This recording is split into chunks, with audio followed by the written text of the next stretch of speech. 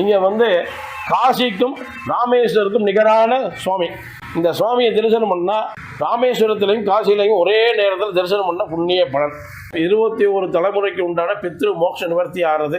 ஜாதகத்தில் இருக்கக்கூடிய குழந்தைகளுக்கு பாலாரிட்ட தோஷம்னு ஒன்று, 12 வயசு வரையிலும் பாலாரிட்ட தோஷம்னு ஒன்று உண்டு. இந்த பாலாரிட்ட தோஷங்கிறது பாலாபிஷேகம் பண்ணி குழந்தைகளுக்கு அந்த தீர்த்தத்தை தெளிச்சால் பாலாரிட்ட தோஷம் நிவர்த்திக்கிறது. அம்பாளுடைய பேர் பால சௌந்தரி. பாலாரிஷ்ட தோஷத்தையும் நிவர்த்தி பண்ணக்கூடியவளாக இருக்கின்றால். மகாவிட்டும் லட்சுமியும் பூஜை பண்ண ஸ்தலம்.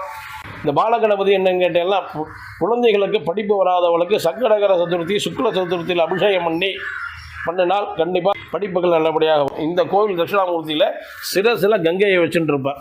களத்திர தோஷங்கள் எல்லாம் நிவர்த்தி ஆகிறது. பைரவர், இது ருத்ரகால பைரவர் என்று சொல்லக்கூடிய பில்லி சூன்யம் ஏவல் எந்த விதமான ஆபிசார தோஷங்கள் என்று சொல்லக்கூடியதெல்லாம் நிவர்த்தியாகி மக்களுக்கு நன்மையை பகிர்கின்றது.